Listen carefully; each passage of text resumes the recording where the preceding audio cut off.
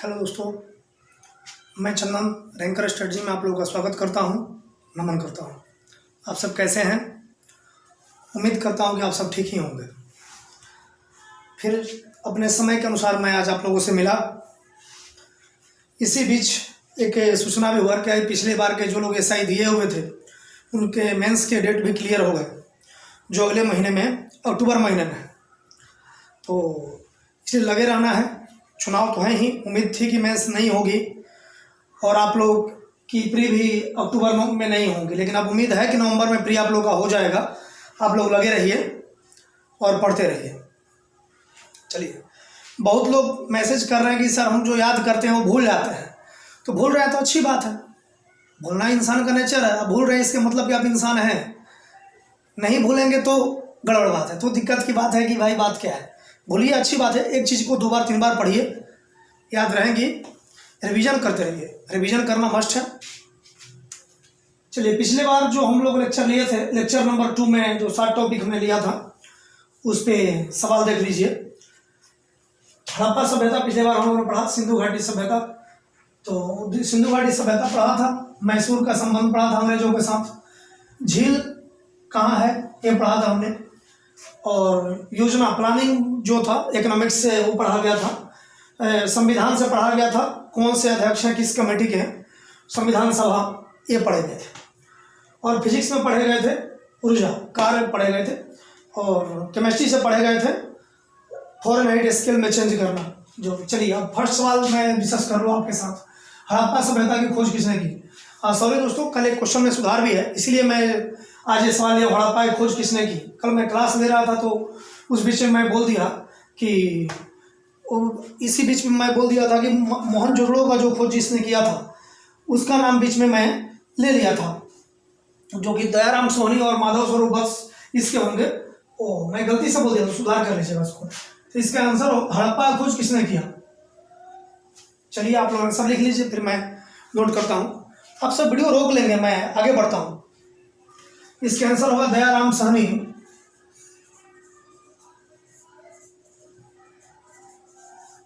और माधव स्वरूप वत्स। ऐसे क्वेश्चन होंगे। मैं तो एक एग्जांपल लिया क्योंकि मुझे साथ ही 8 क्वेश्चन लेने हैं, इसलिए मैं कुछ भी ले लिया, एक क्वेश्चन ले लिया। हालांकि क्वेश्चन आए हुए हैं, मैं जितना भी क्वेश्चन लूंगा कोशिश करूंगा कि वो क्वेश्चन प्रीवियस ईयर में पूछे गए हों, मैं वहीं लेता भी हूँ। तो ये आप पढ़ लीजिएगा। हड़प्पा सभ्यता की खोज किसने की? दयाराम सोहनी और माधव स्वरूप वत्स ने। ऐसे ही मोहनजोदड़ो का खोज कौन किया? चौधरी गोपाल दास। ऐसे देखते जाएंगे। जो टेबल है उसको ध्यान से याद कीजिएगा। मेरे ये सवाल लेने का मतलब यही रहा, मैं कुछ और भी ले सकता था, किंतु ये सवाल लेने का मतलब ये रहा कि टेबल को आप ध्यान से पढ़ेंगे, वो सवाल पूछा ही जाता है। चलिए, क्वेश्चन नंबर 2, टीपू सुल्तान कब मारा गया? आंसर है 1799 ईस्वी में। चौथा मैसूर युद्ध में टीपू सुल्तान मारा गया था। चौथे मैसूर युद्ध में टीपू सुल्तान 1799 ईस्वी में मारा गया। क्वेश्चन नंबर 3, राकस झील कहाँ से है, कहाँ पर है? आप सब झील हमने दिया था, डल झील, बुलबुल झील, वेरीनाग झील, टिटिका झील। तो राकस झील कहाँ पे है आप बताएंगे जरा। इसका आंसर है उत्तराखंड।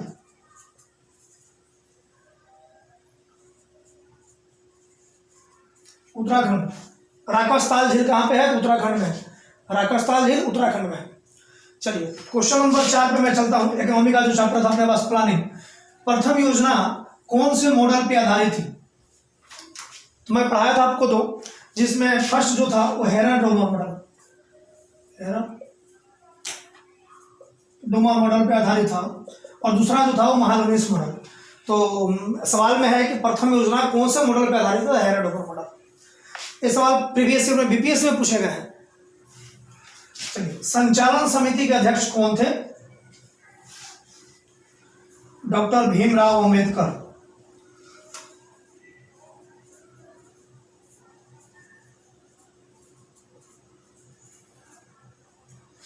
भीमराव अंबेडकर साहब संचालन समिति के अध्यक्ष थे। समिति के टेबल भी दिए हुए हैं आपको, मैं बोला था कल कि आप ठीक से कीजिए, और आप किए भी होंगे। चलिए, डायनेमो का कार्य क्या है? मैं बोला था कि आप देख लीजिएगा किसमें से किसमें बदलता है। डायनेमो कार्य क्या है? तो यांत्रिक ऊर्जा से विद्युत ऊर्जा में बदलता है। डायनेमो कार्य है यांत्रिक ऊर्जा से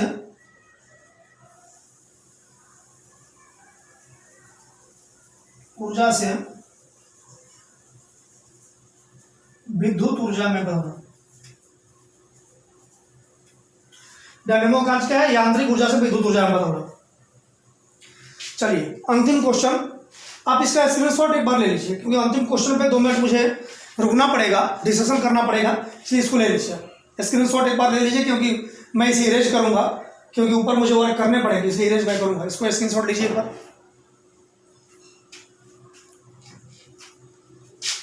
उम्मीद करता हूं कि ले लिए होंगे आप सब स्क्रीनशॉट। चलिए, टेंशन नहीं लेना है, पढ़ते रहना है।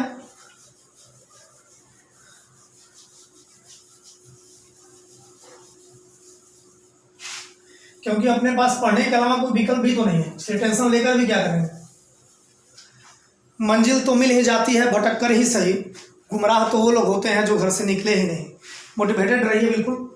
क्वेश्चन नंबर 7 जो सबसे इंपॉर्टेंट क्वेश्चन है, एक सवाल फिक्स है, वो बीपीएससी हो, एएसआई हो, ईएसआई हो, कोई भी पीसीएस लेवल एग्जाम हो या वनडे एग्जाम हो, एक सवाल फिक्स है।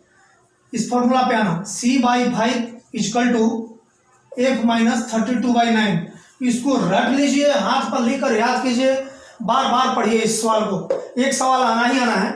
मैं एग्जाम्पल दे देता हूँ तो आपको समझ में आ जाएगा कि मैं आखिर कहना क्या चाहता हूँ। पहले आप एक फॉर्मूला तो याद कीजिए, फॉर्मूला को नोट कीजिए। बीपीएससी सीधे पूछ लेती है कि मान लीजिए सी का वैल्यू दे दिया कितना डिग्री में, मान लीजिए कि 52 दे दिया, कहेगा भाई फॉरेन हाई डिस्टेंस में इसको चेंज कीजिए, इसका क्या वैल्यू होगा एफ का। तो आप बैठा लीजिए सीधे, मान लीजिए यहाँ 50 दीजिए, हालांकि आसानी से कट जाए। 50 दे दिया आपने, ये सवाल है 50/5 = F-32/9। 5 10 या 50 क्रॉस मल्टीप्लाई, इतना इक्वेशन तो आप सब करते ही होंगे। चौधरी का मैथमेटिक्स बहुत कमजोर है, मैथ्स मुझे बहुत कम आती है, ध्यान रखिएगा आप लोग। हालांकि मैथ पढ़ाऊंगा तो उसमें सीख लूंगा, लेकिन अभी तक मैथ मानिए कि नहीं आती है, आप लोगों को आती है। चलिए 10 9 या 90 = F-32, इधर माइनस में है, आएगा प्लस हो जाएगा। इतना मैं तो आपको आता होगा, मैं आपसे इतना उम्मीद करता हूं। 90 32 जा 112, F = 112 इसका आंसर हो जाएगा। ठीक है, C के वैल्यू 50 दिया हुआ था, हमको F में निकालना था, तो C/5 = F-32/9। ये फॉर्मूला आप याद कर लीजिए, सवाल आना ही आना है। मैं बार बार यहाँ रुक रहा हूँ, इसका मतलब है कि जाने ऊपर जितना वेरी वेरी इंपॉर्टेंट लगा सकते हैं लगाइए। एक क्वेश्चन समझ लीजिए आउट है एग्जाम के लिए, ये सवाल आना ही आना है। C के वैल्यू 50 दिया हुआ था, F निकालना था हमने। C के वैल्यू में 50 पुट किया, 5 नीचे गया, 5 × 50, F-32 = 9, 10 9 90, F-32 माइनस में था, इधर आया प्लस हो गया 112। F का वैल्यू 112 आ गया मेरे पास। चलिए अब सवाल कहीं आपसे ये पूछ ले, पूछने वाले के पास 2 ही ऑप्शन है, आप फॉर्मूला को याद रखें, समझ लें, 2-4 प्रैक्टिस करें, निश्चित तौर पे याद हो जाएगा। एक ऑप्शन है उसके पास कोई एफ का वैल्यू आपको दे सकता है, मान लीजिए कि 70 दे दिया और कहा भैया सी आप निकाल के दिखाओ। ठीक है जी, निकालते हैं, क्या फर्क पड़ता है। C/5 = सी का एफ का वैल्यू हमको 70 दे रखा है, 70 माइनस बता दो, कहेंगे फॉरेनहाइट में हमने दिया है, आप सेल्सियस में चेंज करके दिखाइए। ठीक है, लीजिए हम करते हैं चेंज। C/5 इसको माइनस कीजिए, कितना हो रहा है, 10 में 2 गया 8, 6 में 3 गया 3। ध्यान रखिएगा आप लोग, कैलकुलेशन मिस्टेक हो सकता है, हालांकि होगा नहीं, लेकिन आप लोग देख लीजिएगा। 5/40 से 0 हाथ में 4, 5 या 15 और 4 19। C = 190, 9 से घटाइए इसको, 9 दूना 18, 9 1 9, 0.1, 21.1 सेल्सियस इसका आंसर हो गया। ठीक है, एफ का वैल्यू दिया तो भी हम निकाले, सी का वैल्यू दिया तो भी निकाले। इस क्वेश्चन में बार बार रुक रहा हूं, इसको अलग नोट बना के नोट कर लीजिए। इसको मैं बार बार रुक रहा हूं, इसको मतलब कि इंपॉर्टेंट है, आप इसको नोट बनाकर नोट कर लीजिए। नहीं समझ में आए आप कमेंट कर सकते हैं, हम उसको देखेंगे, हम उसको वीडियो को अंत तक देखें और वीडियो को लाइक, सब्सक्राइब और शेयर करना ना भूलें। लाइक, सब्सक्राइब और शेयर कीजिए और नीचे कमेंट भी कीजिए। और भी वीडियो चाहिए तो उसको भी कमेंट कीजिए, अपने दोस्तों को जोड़िए। सिलेबस समय के साथ मैं जो आपसे कमिटमेंट किया हूँ उस समय के अनुसार मैं वीडियो लेकर आता रहता हूँ। आज मेरा ऐसे वीडियो तो 5वां हो गया मेरा, लेकिन दिन 3रा है लेक्चर के अनुसार। तो मैं समय के अनुसार आता रहूँगा और सिलेबस पूरा होगी। तो इसे दोस्तों को भी जोड़िए और चैनल को आगे बढ़ाइए, शेयर कीजिए। चलिए, थैंक यू दोस्तों। अब आज के टॉपिक को हम शुरू करते हैं। चलिए,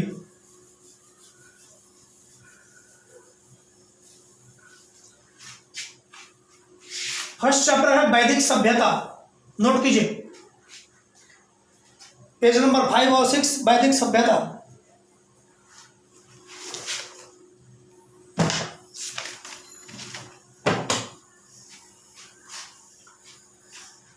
पेज नंबर 5-6 लुसेंट का वैदिक सभ्यता। इसमें आप जरूर ध्यान देंगे, जिस तरह मैं कल बोला था कि सिंधु घाटी सभ्यता, हड़प्पा सभ्यता कब से कब तक मानी गई, इसमें भी कब से कब तक मानी गई। जैसे 1500 ईस्वी पूर्व से 1000 ईस्वी पूर्व तक वैदिक काल माना जाता है, और 1000 ईस्वी से लेकर 600 ईस्वी पूर्व तक उत्तर वैदिक काल माना जाता है। उत्तर वैदिक काल माना जाता है। तो 1500 ईस्वी पूर्व से लेकर 1000 ईस्वी पूर्व तक वैदिक काल माना जाता है, और 1000 से लेकर के 600 ईस्वी पूर्व तक उत्तर वैदिक काल माना जाता है। तो इसको जरूर पढ़ लीजिएगा। इसमें आप पढ़िएगा कि आर्यों की भाषा क्या थी, आर्यों की सभ्यता क्या थी, जरूर पढ़ेंगे। आर्यों की भाषा क्या थी,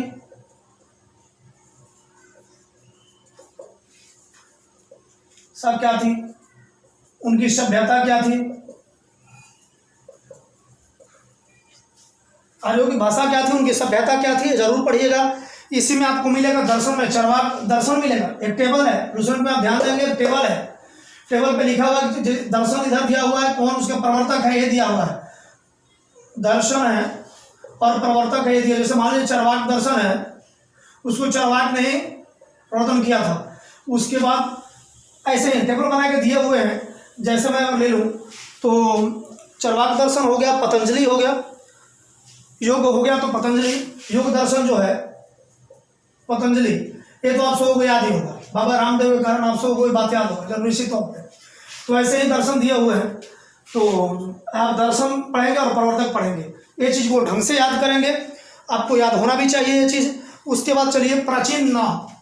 प्राचीन नाम जो है नदियों के नाम, नदी का नाम जरूर याद रखना है। प्राचीन नाम नदी का याद रखना है, जिसमें इधर नदी लिखे होंगे, प्राचीन में उनका नाम क्या थे और अभी आधुनिक नाम क्या है। प्राचीन नाम क्या थे और आधुनिक नाम क्या है, जरूर याद रखिएगा। जिस तरह विदास्ता, जो विदास्ता है तो झेलम, विदास्ता, झेलम, अस्कनी, चिनाब, सदानीरा, गंडक, गंडक का नाम सदानीरा था पुराना में, ये याद रखिएगा। गंडक अपने यहाँ की नदी है, इसलिए याद रखिएगा। ये सवाल पूछे भी जाएंगे, अगर बिहार में एग्जाम हो रहे हैं तो पूछे जाएंगे निश्चित तौर पर। बिपाशा, ब्यास, सदानीरा, गंडक, गोमती, गोमल। तो ये टेबल दिए हुए हैं लुसेंट में, और याद रखिएगा। याद करने का तरीका हम बता सकते हैं आपको, कभी हमने पढ़ा था तो याद है, तो मैं आपके साथ शेयर कर लेता हूँ। याद करते समय अगर आप ऐसे याद करते हैं, वितास्ता, झेलम, अस्कनी, चिनाब, सदानीरा, गंडक, सदानीरा, गंडक, गोमती, गोमल,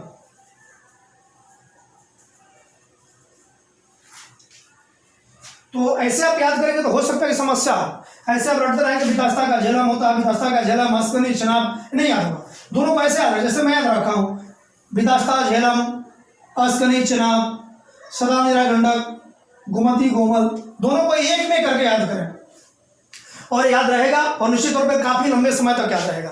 तो ये सवाल सीधे पूछ लिए जाते हैं कि प्राचीन नाम दे दिए जाएंगे और कहेंगे मैं द कॉलम, इसको मैच कीजिए। हालांकि मैच की जब ऑब्जेक्टिव सवाल है ऐसे ही पूछे जाएंगे, ए बी सी डी, और ऑप्शन में जब दिया जाएगा तो वहाँ दे दिया जाएगा कि ए का बी से मैच है, या ए का 2 से मैच है, बी का 3 से मैच है, सी का 4 से मैच है, और डी का वो 1 से मैच है। तो ऐसे ही मैच कराए जाएंगे आपसे, तो आप इसको याद रखेंगे। विदास्ता, झेलम, अस्कनी, चिनाब, सदानीरा, गंडक, गोमती, गोमल और भी सारे। ब्यास, 17 ये सब नदियां हैं, तो याद रखेंगे आप। इसको एक पढ़ने का तरीका मैं बताया, ऐसे याद रखेंगे। और नदी जब याद करें आप तो दोनों को ही, मेरा जरूरी नहीं, आपको जैसे इच्छा हो याद कीजिए। जरूरी मैं जो बता रहा हूँ ये सही हो, ये जरूरी नहीं है। जिस तरह कुंभा कोरम, कुंभ कोरम होता है, कुंभा काबुल, ये दोनों सवाल जो जनरली नहीं याद रहते हैं, कुंभ काबुल। तो आप जरूर नहीं, जैसे आपको इच्छा हो याद कीजिए। मेरा मेन मतलब कहने का यह है कि आपको याद रहना चाहिए। हमने ऐसा याद किया है, ये मिलाकर हमको याद है आज तक, हम आपसे बता दिए। अब जैसे अच्छा समझे याद कर सकते हैं। लक्ष्य है याद करना, बस ये जरूरी नहीं कि कैसे हमने बताया और कैसे आपने याद किया। अपना मेन मतलब है याद करने से कि सवाल हमसे बनना चाहिए एग्जाम में। सवाल बनता है फिर ठीक है, चाहे जैसे भी याद किए हम।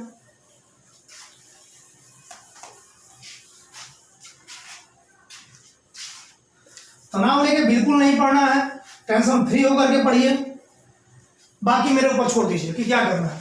चलिए, सीख के अंग्रेज के साथ, और पेज नंबर 3839 नोट कर लीजिए।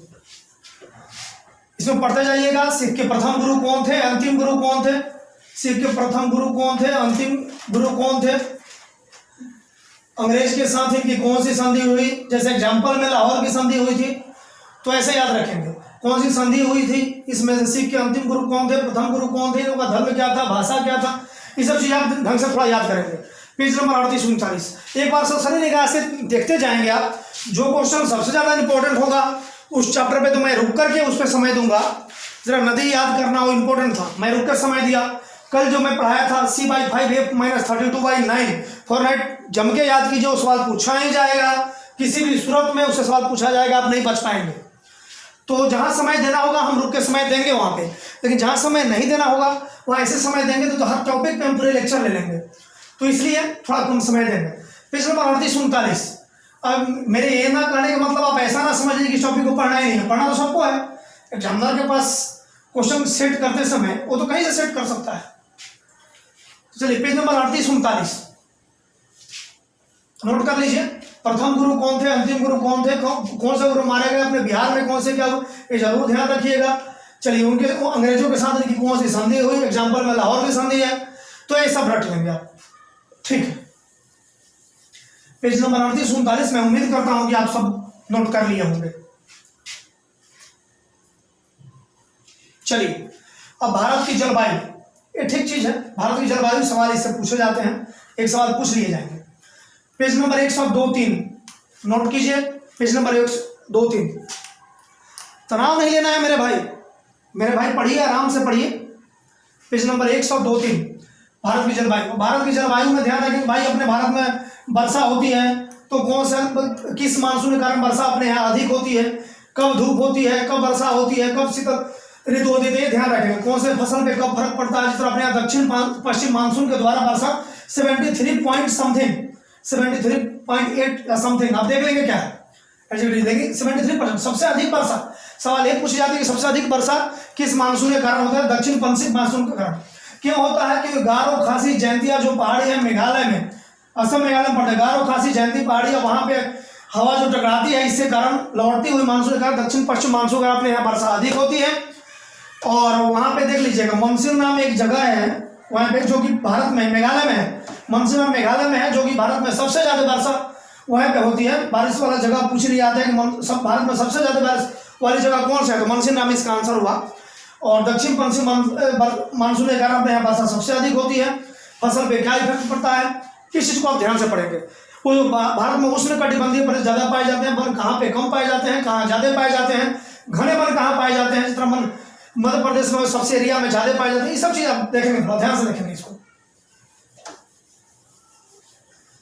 मानसून को आप ध्यान से थोड़ा देख लेंगे। पढ़िए तो ऐसा पढ़िए कि एक बार में खत्म, फिर कल के लिए मत छोड़िए कि कल फिर पढ़ना है, परसों फिर पढ़ना है। पढ़िए तो ढंग से पढ़िए। चलिए, चैप्टर 4 जो इकोनॉमी का टॉपिक है गरीबी, पॉवर्टी, जो इंग्लिश में समझते हो पॉवर्टी समझेंगे। Page number 130-31